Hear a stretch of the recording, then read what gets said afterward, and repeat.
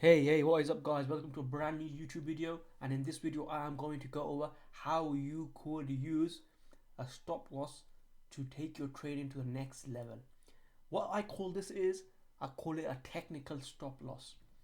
This stop loss makes your trade break or boom, and this is why I highly suggest learning this. Let's get right back into this video, guys. So we start off with SGBX. This was a runner from Friday. And why I say the stop loss is so important is because your stop loss will make your trade. And I'm going to give you an example of a bad stop loss to start with. Let's just say you look at this area here, right?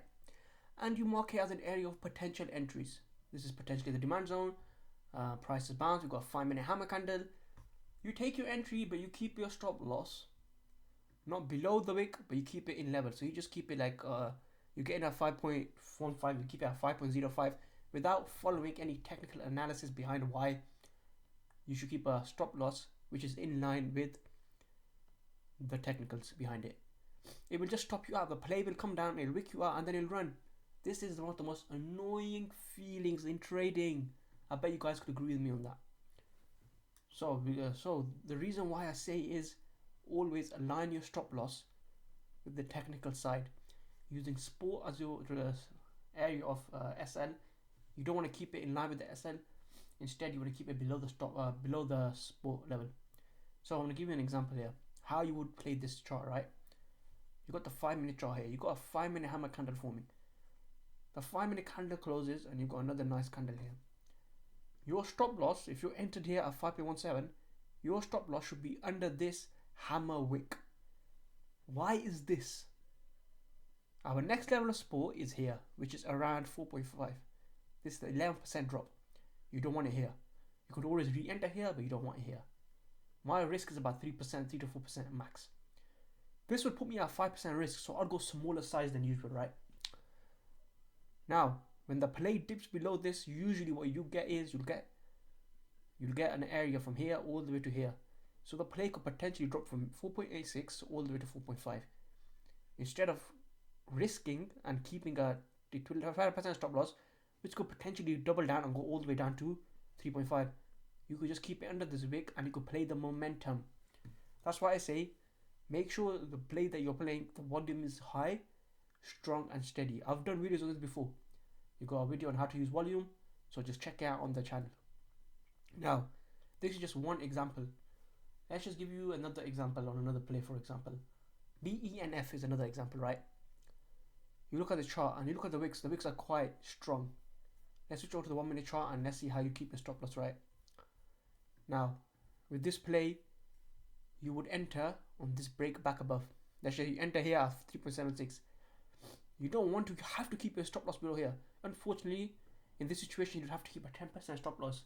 In that case, I would not get in unless I wanted 30% size, which is a much smaller position than what I usually do. But in this situation, you don't need to get into the play. This does not align with your stop loss, right? And it's very important to understand this. Yes, you will miss a play. This went 200%. I don't care. Because another time you come back down and hit your stop loss 12%, 13%, you're done. You get angry, you revenge trade, and it becomes a cycle. So you need to respect your stop loss. So unless you could get an entry maybe closer to the 3.6 range here, and you could somehow time this entry, and you could keep you could go a smaller size, I would not have touched this. That's my personal opinion. Unless you wanted to play off this hammer candle and you could get you time your entry perfectly, which is really hard to do. And I want to give you an example of a time where potentially you could get stopped out, wicked out, right? And let's just show you, right? I'll give you an example where if you timed your SL well, you'll be fine, etc. So let's just give you an example here, right? So we broke, let's just say we're breaking the downtrend. Look at, we're breaking the downtrend.